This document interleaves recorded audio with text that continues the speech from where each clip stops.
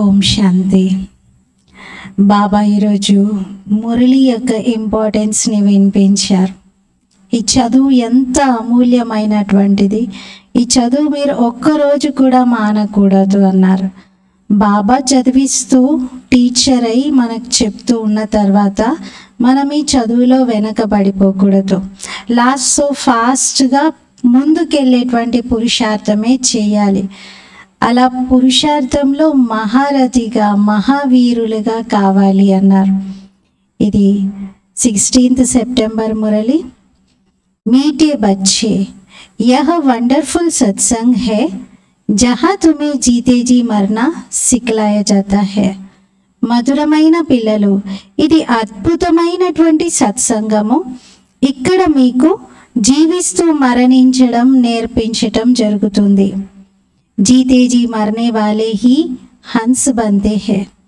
జీవిస్తూ మరణించేటువంటి వారే హంసగా తయారవుతారు. మధురమైన పిల్లలు, ఇది అద్భుతమైన సత్సంగము. ఇక్కడ మీకు జీవిస్తూ మరణించడం నేర్పించటం జరుగుతుంది. జీవిస్తూ మరణించినటువంటి వారే హంసగా అవుతారు.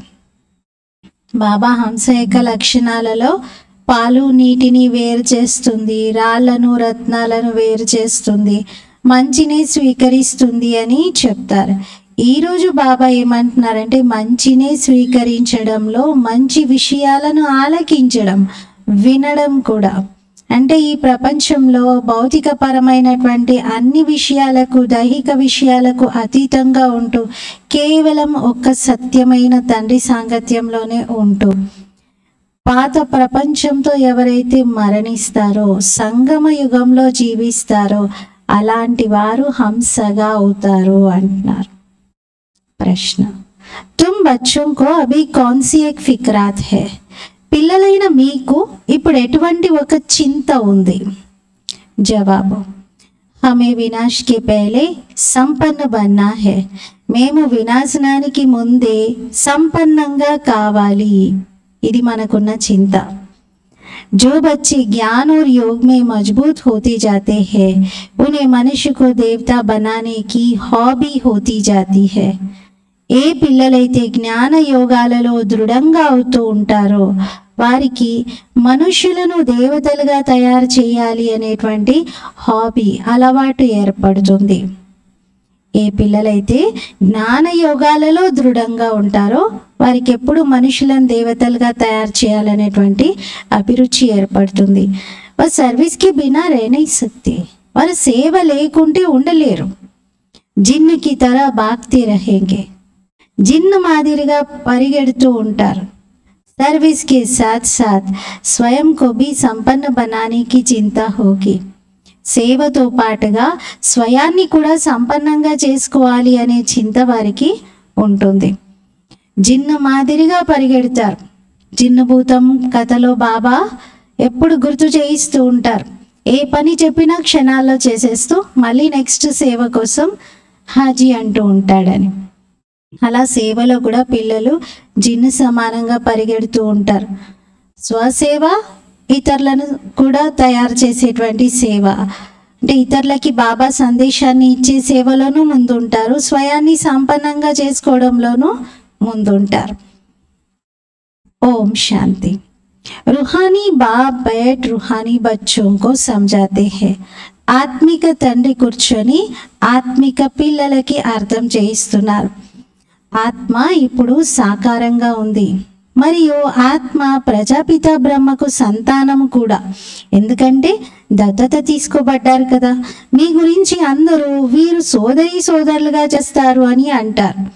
పిల్లలకు తండ్రి అర్థం చేయిస్తున్నారు. వాస్తవానికి ఆత్మలైన మీరందరూ సోదరులే కదా. కొత్తగా సోదరులుగా చెయ్యటం కాదు, అసలు ఉన్నదే మన ఒరిజినల్ సంబంధం. అది అందరం సోదరులం. పిల్లలకు బాబా క్లియర్గా చెప్తున్నారు, ఇప్పుడు కొత్త సృష్టి తయారవుతుంది కావున మొట్టమొదట పిలకైన బ్రాహ్మణులు కావాలి. మొత్తం విరాట్ రూపంలో ముందు పిలక కావాలి అంటున్నారు. మీరు శూద్రులుగా ఉండేవారు, ఇప్పుడు ట్రాన్స్ఫర్ అయ్యారు. బ్రాహ్మణులు కూడా తప్పకుండా కావాలి కదా. ప్రజాపిత బ్రహ్మ యొక్క పేరైతే ప్రసిద్ధమైనది. శివబాబా బ్రహ్మ తనువులో ప్రవేశించి మొత్తం సృష్టి నవనిర్మాణం యొక్క కార్యాన్ని చేపట్టారు.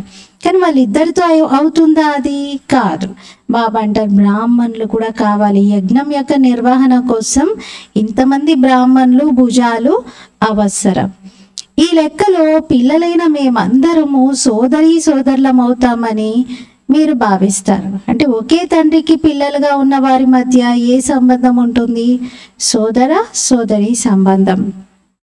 ఎవరెవరైతే స్వయాన్ని బ్రహ్మ కుమారులుగా పిలుచుకుంటారో వారు తప్పకుండా సోదరులు అవుతారు. అందరూ ప్రజాపిత బ్రహ్మకు సంతానం కావున తప్పకుండా సోదరులే అవ్వాలి కదా. ఇది వివేకహీనులకు మనం అర్థం చేయించాలి. వివేకహీనులుగా కూడా ఉన్నారు, మరియు అంధవిశ్వాసం కూడా ఉంది. ఎవరినైతే పూజిస్తున్నారో, ఎవరినైతే వీరు ఫలానా అని నమ్మకాన్ని ఉంచుకుంటారో వారి గురించి అసలు ఏమీ తెలియదు. లక్ష్మీనారాయణలను పూజిస్తారు, కానీ వారు ఎప్పుడు వచ్చారు, అలా ఏ విధంగా అయ్యారు, మళ్ళీ ఏమయ్యారు, ఇది ఎవరికీ తెలియదు. మనుషులకు నెహ్రూ మొదలైనటువంటి వారి గురించి తెలుసు అంటే వారి చరిత్ర భౌగోళికాల గురించి తెలుసు అని అర్థం. అంటే వాళ్ళు ఎప్పుడు పుట్టారు, ఎక్కడ పుట్టారు, వారి జీవితంలో ముఖ్యమైన ఘట్టాలు ఏమిటి, ఇవి వారి గురించి తెలుసు. ఒకవేళ జీవిత చరిత్రను గురించి తెలియకపోతే వారెందుకు పనికొస్తారు? పూజ చేస్తున్నారు కానీ వారి జీవన గాథ గురించే తెలియదు. మనుషుల యొక్క జీవన గాథ గురించి అయితే తెలుసు. వాళ్ళందరివి ఆటోబయోగ్రఫీలు కూడా చదువుతూ ఉంటారు. కానీ ఎవరైతే పెద్దవారు గతించిపోయారో వారిలోని ఒక్కరి జీవన గాథను గురించి కూడా తెలియదు. ఎవరైతే లక్ష్మీనారాయణులు దేవీ దేవతలు పెద్దవారు ఈ సృష్టిలో 2500 సంవత్సరాలు ఎవరైతే పాలన చేసి వెళ్ళారో వారి జీవన గాథ గురించి ఎవరికీ తెలియదు. శివునికి ఎంతమంది పూజారులు ఉన్నారు, పూజిస్తున్నారు, మళ్ళీ వారు రాయిలో రప్పలో కనకనంలో ఉన్నారని నోట్తో అనేస్తారు. ఇదేమైనా జీవిత గాథనా? ఇది తెలివైన విషయం అయితే కాదు కదా. స్వయాన్ని కూడా పతితులుగానే పిలుచుకుంటారు. పతితులు అన్న పదం ఎంత చక్కగా సరిపోతుంది. పతితులు అనగా వికారీలు. మనం బ్రహ్మ కుమారులుగా ఎందుకు పిలువబడతాము అన్నది మీరు అర్థం చేయించవచ్చు. ఎందుకంటే మనం బ్రహ్మకు పిల్లలం మరియు దత్తత తీసుకోబడ్డవారం. మనం కుక వంశావళి కాదు, ముఖ వంశావళి. బ్రాహ్మణులైతే సోదరులు అవుతారు కదా. కావున వారికి పరస్పరంలో అశుద్ధ దృష్టి ఉండకూడదు. అశుద్ధ ఆలోచనలలో ముఖ్యమైనది కామం యొక్క ఆలోచనలు.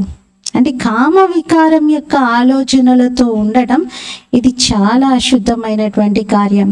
మీరు అంటారు మేము ప్రజాపిత బ్రహ్మకు సంతానంగా సోదరులుగా అవుతాము అని. శివబాబా సంతానమైన మనమందరము పరస్పరంలో సోదరులమని భావిస్తాం. ప్రజాపిత బ్రహ్మ యొక్క సంతానంగా భావించినప్పుడు సోదరీలం. కానీ శివబాబా సంతానంగా ఆత్మలుగా భావించినప్పుడు సోదరులం, అంతే, ఒకటే జెండర్. ఇది కూడా పక్కాగా ఉంది. ప్రపంచానికి ఏమీ తెలియదు, ఏదో నామమాత్రంగా అనేస్తారు. ఆత్మలందరికీ తండ్రి వారు ఒక్కరేనని మీరు అర్థం చేయించవచ్చు. వారినే అందరూ పిలుస్తారు. మీరు చిత్రాన్ని కూడా చూపించారు. గొప్ప గొప్ప ధర్మాల వారు కూడా ఆ నిరాకారుడైన తండ్రిని అంగీకరిస్తారు. వారు నిరాకారి ఆత్మల తండ్రి మరియు సాకారంలో అందరికీ తండ్రి ప్రజాపిత బ్రహ్మ. వారి నుండి ఇక వృద్ధి చెందుతూ ఉంటారు. వృక్షం పెరుగుతూ ఉంటుంది. భిన్న భిన్న ధర్మాలలోకి వస్తూ ఉంటారు. ఆత్మ అయితే ఈ శరీరానికి అతీతమైనది. శరీరాన్ని చూసి వీరు అమెరికన్లు, వీరు ఫలానా అని అంటారు. కానీ ఆత్మను అలా అనరు. ఆత్మలన్నీ శాంతిధామంలో ఉంటాయి. పాత్రను అభినయించేందుకు అక్కడి నుండి వస్తాయి. మీరు ఏ ధర్మం వారికైనా వినిపించండి. పునర్జన్మలనైతే అందరూ తీసుకుంటూ ఉంటారు, మరియు పైనుండి కూడా కొత్త ఆత్మలు వస్తూ ఉంటారు. ఇప్పటికీ వస్తున్నారు, ఇంకా పైనుండి వస్తూనే ఉంటారు చివరి వరకు. అందుకే బాబా అర్థం చేయిస్తారు, పిల్లలు మీరు కూడా మనుషులే, మనుషులకే సృష్టి ఆది మధ్యాంతాల గురించి తెలియాలి. ఈ సృష్టి చక్రం ఎలా తిరుగుతుంది, దీని రచయిత ఎవరు, ఇది తిరగడానికి ఎంత సమయం పడుతుంది, ఇవన్నీ మీకే తెలుసు. దేవతలకేమీ తెలియదు, మనుషులే తెలుసుకోవాలి. మళ్ళీ మనుషులే దేవతలుగా అవ్వాలి. మనుషులను దేవతలుగా తయారు చేసేవారు తండ్రి బాబా. బాబా తమ మరియు రచన యొక్క పరిచయాన్ని కూడా ఇస్తారు. మీకు తెలుసు, మనం బీజరూపుడైన తండ్రికి బీజరూపులైన పిల్లలం. ఏ విధంగా తండ్రికి తల క్రిందుల వృక్షం గురించి తెలుసో అలాగే మనం కూడా తెలుసుకున్నాం. మనుషులకు ఈ విషయాలను ఎప్పుడూ అర్థం చేయించలేరు, కానీ మీకు తండ్రి అర్థం చేయించారు. ఎప్పటి వరకైతే మీరు బ్రహ్మకు పిల్లలుగా అవ్వరో అప్పటి వరకు ఇక్కడికి రాలేరు. ఎప్పటి వరకైతే పూర్తి కోర్స్ తీసుకొని అర్థం చేసుకోరో అప్పటి వరకు మీరు బ్రాహ్మణుల సభలో ఎలా కూర్చోబెట్టగలుగుతారు? దీనిని ఇంద్ర సభ అని కూడా అంటారు. ఇంద్రుడంటే ఆ నీటి వర్షాన్ని కురిపించే వారి గురించి కాదు, దీనిని ఇంద్ర సభ అని అంటారు. దేవకన్యలుగా కూడా మీరే అవ్వాలి. ఇంద్రుని సభలో దేవకన్యలు ఉంటారు అంటారు కదా, మరి ఆ దేవకన్యలు మీరే అంటున్నారు. అనేక రకాల దేవకన్యల మహిమ చేయబడింది. పిల్లలు ఎవరైనా చాలా సుందరంగా ఉంటే ఈమె దేవకన్యలా ఉంది అని అంటారు కదా. పౌడర్ మొదలైనవి రాసుకొని సుందరంగా అయిపోతారు. సత్యయుగంలో మీరు దేవతలుగా రాకుమార్తెలుగా అవుతారు. ఇప్పుడు మీరు జ్ఞానసాగరంలో జ్ఞాన స్నానం చేయడం ద్వారా దేవకన్యలుగా అవుతారు, అంటే దేవీ దేవతలుగా. మేము ఎలా ఉన్నవారిని ఎలా తయారవుతున్నాం అనేది మీకు ఇప్పుడు తెలుసు. ఏ తండ్రి అయితే సదా పవిత్రునిగా సదా సుందరంగా ఉన్నారో ఆ యాత్రికుడు మిమ్మల్ని ఈ విధంగా తయారు చేసేందుకు నల్లని శరీరంలోకి ప్రవేశిస్తారు. ఇప్పుడు తెల్లగా ఎవరు తయారు చేయాలి? బాబాయే తయారు చేయవలసి ఉంటుంది. సృష్టి చక్రం అయితే తిరగవలసిందే కదా. ఇప్పుడు మీరు తెల్లగా అవ్వాలి. చదివించే జ్ఞానసాగరుడు ఒక్క తండ్రి. వారు జ్ఞానసాగరుడు, ప్రేమ సాగరుడు. ఆ తండ్రి మహిమ ఏదైతే గానం చేయబడుతుందో అది లౌకిక తండ్రికి ఏమైనా ఉంటుందా? అనంతమైన తండ్రికే మహిమ ఉంది. వారినే అందరూ పిలుస్తారు. మమ్మల్ని ఈ విధంగా మహిమాయోగ్యులుగా చెయ్యండి అంటూ ఆ అనంతమైన తండ్రిని పిలుస్తూ ఉంటారు. ఇప్పుడు మీరు నంబర్ వారి పురుషార్థం అనుసారంగా అలా తయారవుతున్నారు కదా. చదువులో అందరూ ఒకే విధంగా ఉండరు కదా, ర్యాంకింగ్ ఉంటుంది.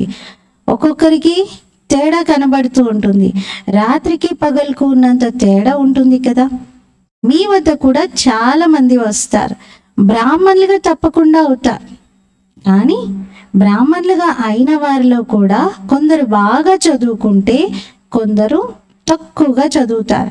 ఎవరైతే చదువులో అందరికన్నా మంచిగా చదువుతారో వారు చాలా మంచి పదవిని పొందుతారు. ఇతరులను కూడా వారు చదివించగలుగుతారు. ఇన్ని కాలేజీలు మొదలైనవి వెలువడుతూ ఉంటాయి. బాబా కూడా అంటారు, ఎటువంటి కాలేజీని తెరవాలి అంటే ఆ కాలేజీలో రచయిత మరియు రచన యొక్క ఆది మధ్యాంతాల జ్ఞానం అందరికీ లభించాలి. ఎవరైనా వచ్చి అర్థం చేసుకోగలగాలి. బాబా భారత్లోకే వస్తారు. కావున భారత్లోనే ఇన్ని కాలేజీలు తెరవబడుతున్నాయి.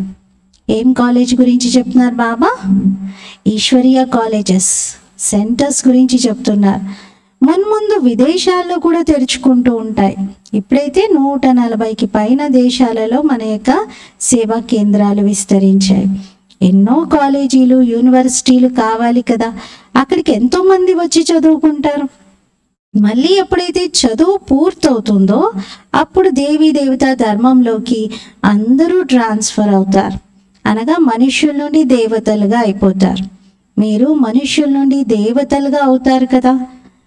మనుష్యుల నుండి దేవతలుగా తయారు చేసేందుకు భగవంతునికి ఎంతో సమయం పట్టదు. ఇది గాయనం చేయబడింది. ఒక క్షణంలో, చిటికలో భగవంతుడు మానవుని దేవతగా తయారు చేశాడు అంటారు. ఇక్కడ ఇది మనుష్యుల ప్రపంచం, అది దేవతల ప్రపంచం. దేవతలకు మనుషులకు మధ్యన రాత్రి పగలుకున్న తేడా ఉంది. పగల్లో మీరు దేవతలుగా ఉంటారు, రాత్రి మనుషులుగా ఉంటారు. అందరూ భక్తులే, పూజారులే. ఇప్పుడు మీరు పూజారుల నుండి పూజ్యులుగా అవుతారు. సత్యయుగంలో శాస్త్రాలు, భక్తి మొదలైనటువంటి వాటి మాట ఏమీ ఉండదు. అక్కడ అందరూ దేవతలే. మనుషులు భక్తులుగా ఉంటారు, మనుషులే మళ్ళీ దేవతలుగా అవుతారు. అది దైవీ ప్రపంచం. దీనిని ఆసురీ ప్రపంచం అంటారు. రామరాజ్యం మరియు రావణ రాజ్యం రెండు ఉన్నాయి కదా. రావణ రాజ్యం అని దేన్ని అంటారు, రామరాజ్యం అని దేన్ని అంటారు, ఇది మీకే తెలుసు. రావణుడు ఎప్పుడు వస్తాడు అనేది కూడా మీరే బాబా ద్వారా అర్థం చేసుకున్నారు. ఇంతకుముందు రావణుడు మళ్ళీ వస్తాడు అనేది మనకు తెలియదు. ఒకప్పుడు త్రేతాయుగంలో సీతను ఎత్తుకెళ్ళాడు, రావణుడిని రాముడు చంపేశాడు, ఇలా విన్నాం. అంతే తప్ప ఇంకా రావణ రాజ్యం నడుస్తుంది అనేది కూడా తెలియదు మనకి. ఇదేది బుద్ధిలో లేదు. ఇంతకుముందు మీకు ఏమీ తెలియదు. లంక సముద్రంలో మునిగిపోయింది అని అంటారు. అలాగే మళ్ళీ ద్వారికను కూడా సముద్రంలో మునిగిపోయింది, మళ్ళీ పైకి వస్తుంది అని అనుకుంటారు. ఇప్పుడు మీకు తెలుసు ఈ లంక అంతా మునిగిపోనున్నది అని. ఏ లంక? మొత్తం ప్రపంచమే ఇప్పుడు మునిగిపోయేదే ఉంది. మళ్ళీ ఒకటే ద్వీపంలాగా మారుతుంది. మొత్తం ప్రపంచమంతా కూడా అనంతమైన లంకయే. ఇదంతా మునిగిపోతుంది, నీరు వచ్చేస్తుంది. ఇకపోతే స్వర్గం అయితే మునిగిపోదు. ఇప్పటికే మనకి ఒక జల ప్రకృతి చూపిస్తుంది ఎలా అంతా మునిగిపోయేది ఉంది. మున్ముందు అందరూ ప్రిపేర్ అయి ఉండాలి అని చెప్పేసి కొన్ని చిన్న చిన్నగా చూపిస్తూ వెళ్ళింది. ఇవి ఇంకా భారీ ఎత్తున జరుగుతాయి. అంతా మునిగిపోయేది ఉంది అంటున్నారు. ఎంత అపారమైన ధనం ఉండేది. బాబా అర్థం చేయించారు. ఒక్క సోమనాథ మందిరాన్ని ముసల్మాన్లు ఎంతగా దోచుకున్నారు. ఇప్పుడు చూడండి, ఏమీ మిగల్లేదు. భారత్లో ఎంతటి అపారమైన ధనం ఉండేది. భారత్నే స్వర్గం అని అంటారు. ఇప్పుడు దీన్ని స్వర్గం అని అంటారా? ఇప్పుడున్న ఈ భారత్ భూమిని స్వర్గం అని అనేలాగా ఉన్నాయా సంఘటనలు? ఎన్ని ఘోరాలు జరుగుతున్నాయి.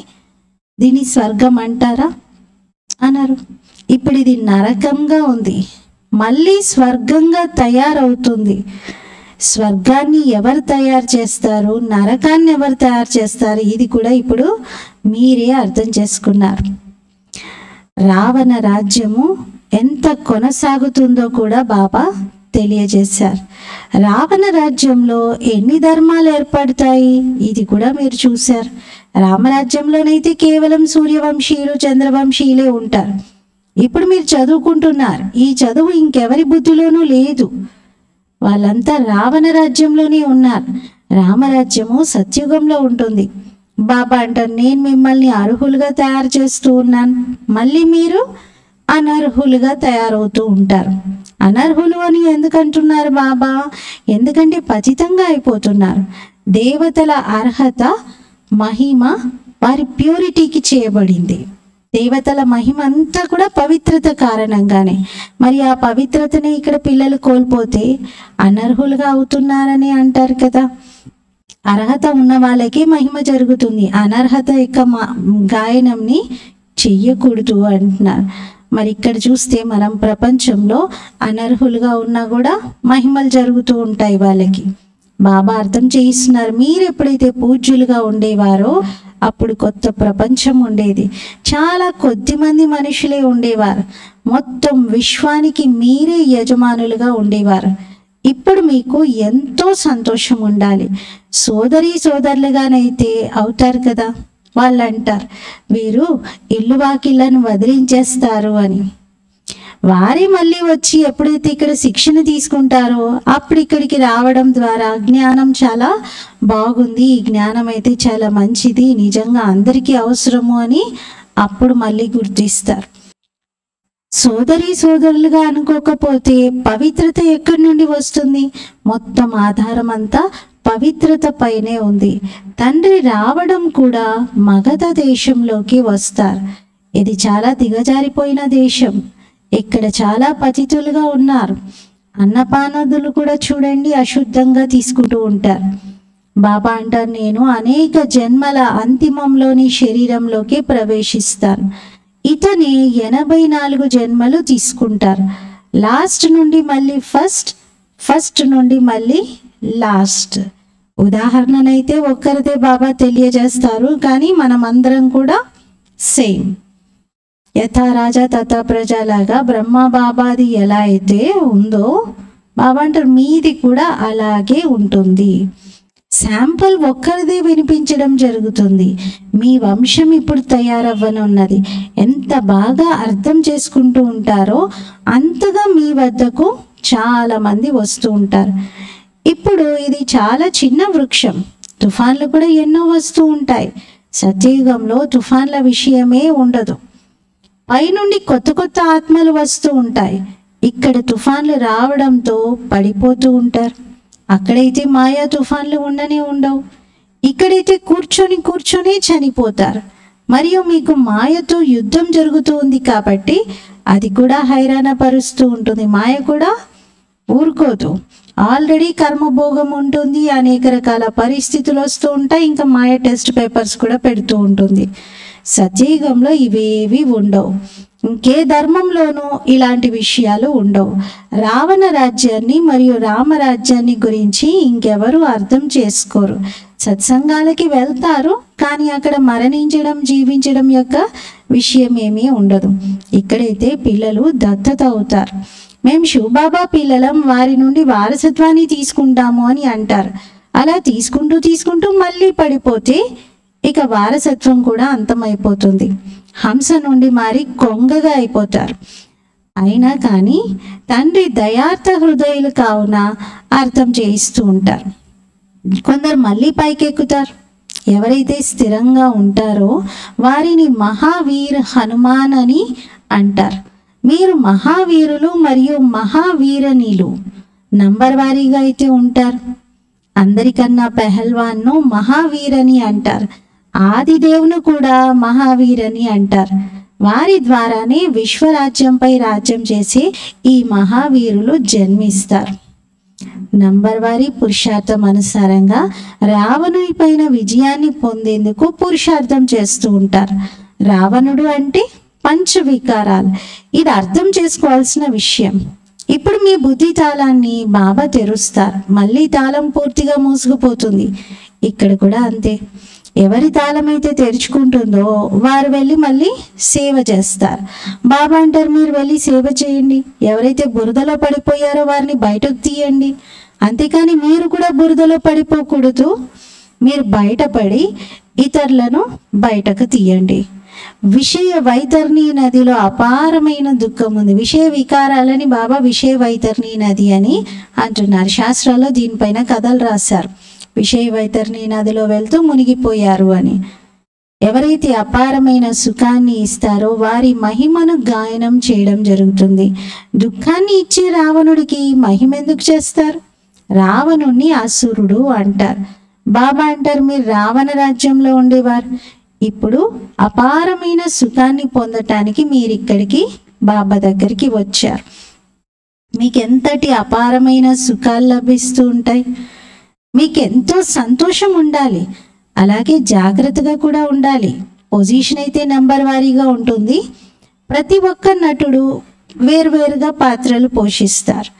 మరి ప్రతి ఒక్కరి పొజిషన్ కూడా వేరువేరుగా ఉంటుంది. అందరిలోనైతే ఈశ్వరుడు ఉండరు. బాబా కూర్చొని ప్రతి ఒక్క విషయాన్ని అర్థం చేయిస్తారు. మీరు తండ్రిని మరియు రచన యొక్క ఆది మధ్యాంతాలను నంబర్ వారీ పురుషార్థం అనుసారంగా తెలుసుకుంటారు. నెంబర్ వారీ చదువుపైనే మార్కులు లభిస్తాయి. అంటే ఎవరెంత నంబర్ వారీగా చదువుకున్నారో దాని అనుసారంగానే మార్కులను పొందుతూ ఉంటారు. ఇది అనంతమైన చదువు. ఇందులో పిల్లలు ఎంతో అటెన్షన్తో ఉండాలి. చదువును ఒక్కరోజు కూడా మిస్ చేయకూడదు. మనం విద్యార్థులం, గాడ్ ఫాదర్ చదివిస్తారు. ఈ నశ పిల్లలకి ఎక్కి ఉండాలి. భగవాను వాచ, కేవలం వారు పేరును మార్చి శ్రీకృష్ణుని పేరును వేసేశారు. పొరపాటున శ్రీకృష్ణ భగవాను వాచ అని భావించారు. ఎందుకంటే శ్రీకృష్ణుడు నెక్స్ట్ టు గాడ్, భగవంతుని తర్వాత వాడు. ఏ స్వర్గాన్నైతే తండ్రి స్థాపించారో అందులో నెంబర్ 1 ఇతనే కదా. ఈ జ్ఞానం మీకిప్పుడు లభించింది. నంబర్ వారి పురుషార్థం అనుసారంగా తమ కళ్యాణాన్ని కూడా చేసుకుంటారు మరియు ఇతరుల కళ్యాణాన్ని కూడా చేస్తూ ఉంటారు. వారికి సేవ లేకుండా ఎప్పుడూ సుఖంగా అనిపించదు. అంటే మంచి పురుషార్థి పిల్లలు సేవ లేకుండా ఉండలేరు. పిల్లలైన మీరు జ్ఞాన యోగాలలో దృఢంగా అవుతే ఇక జిన్నభూతంలాగా పనిచేస్తారు. ఒకవేళ దృఢంగా ఉంటే జిన్నులాగా సేవ చేస్తారు. మనుషులను దేవతలుగా తయారు చేయడం ఇదొక హాబీ లాగా అలవాటు చేసేసుకుంటారు. మృత్యుకి ముందే పాస్ అయి చూపించాలి. అంటే మనం ఈ శరీరాన్ని విడిచిపెట్టక ముందే సంపూర్ణతను పొంది చూపించాలి. చాలా సేవ చేయాలి. చివరికైతే యుద్ధం మొదలవుతుంది. ప్రకృతి వైపరీత్యాలు కూడా వస్తాయి. अच्छा, मीठे मीठे सिकीलते बच्चों प्रति माता पिता बाप दादा का याद प्यार, गुड मॉर्निंग और नमस्ते।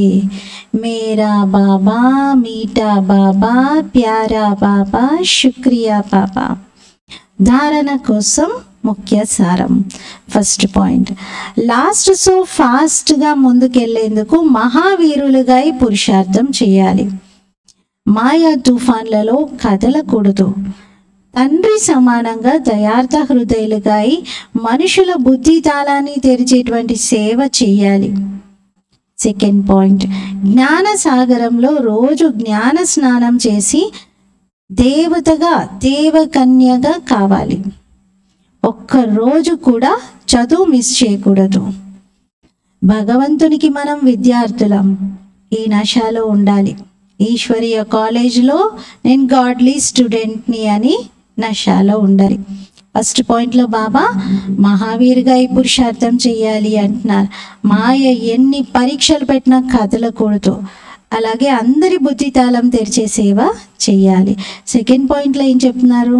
మీరు దేవకన్యగా అవ్వాలి, అంటే దేవతగా అవ్వాలి. దీనికోసం రోజు మురళి వినాలి. ఒక్కరోజు కూడా జ్ఞాన స్నానం చేయకుండా ఉండకూడదు. భగవంతుని విద్యార్థులం కాబట్టి ఈ నశ ఉండాలి. वरदान, गंभीरता के गुण द्वारा फुल मार्क्स जमा करने वाले गंभीरता की देवी व देवता भव। గంభీరత యొక్క గుణము ద్వారా పూర్తి మార్కులను జమ చేసుకునేటువంటి గంభీరత దేవి లేక దేవత భవ. గంభీరత యొక్క గుణము ద్వారా ఫుల్ మార్క్స్ని జమ చేసుకునేటువంటి గంభీరత దేవి లేక దేవత భవ. వివరణ, వర్తమాన సమయంలో గంభీరత గుణం యొక్క అవసరం చాలా చాలా ఉంది. ఎందుకంటే మాట్లాడే అలవాటు ఎక్కువైపోయింది. ఏది తోస్తే అది మాట్లాడేస్తూ ఉంటారు. ఎవరైనా ఏదైనా మంచి పని చేసి దానిని చెప్పుకుంటే సగం సమాప్తం అయిపోతుంది. ఆ మంచితనం కాస్త సగమే జమ అవుతుంది. మరియు ఎవరైతే గంభీరంగా ఉంటారో వారికి పూర్తిగా జమ అవుతుంది. అందుకే గంభీరత దేవి లేక దేవతగా అవ్వండి మరియు ఫుల్ మార్కులను, పూర్తి మార్కులను జమ చేసుకోండి. ఊరికే ప్రచారం చేసుకొని గొప్పలు చెప్పుకొని మీరు పొందాల్సిన దానిలో సగమే జమ చేసుకుంటే లాభం ఉండదు. వర్ణన చేయటం ద్వారా మార్కులు తగ్గిపోతాయి. स्लोगन, बिंदु रूप की स्थिति में रहो तो समस्याओं को सेकंड में बिंदु लगा सकेंगे. బిందు రూప స్థితిలో ఉండండి, అప్పుడు సమస్యలను ఒక్క సెకండ్లో బిందు పెట్టగలుగుతారు. బిందు రూపం స్థితిలో ఉండండి. అప్పుడు సమస్యలకు ఒక్క సెకండ్లో బిందు పెట్టగలుగుతారు. ఏ సమస్య అయినా సరే దాన్ని బిందు పెట్టి సమాప్తం చేయగలుగుతారు. ఈరోజు స్వమానము, నేను గంభీరతా దేవి లేక దేవతను. నేను గంభీరతా దేవి లేక దేవతను. రోజంతలో ఏ మంచి సేవ చేసినా కూడా దాన్ని అందరి ముందు వర్ణించుకుంటూ దాని ప్రాప్తిని ప్రారంధాన్ని తగ్గించుకోవద్దు. గంభీరంగా ఉండాలి, గుప్తంగానే ఉండాలి. అప్పుడు పూర్తి మార్కులు జమ అవుతాయి. ఓం శాంతి.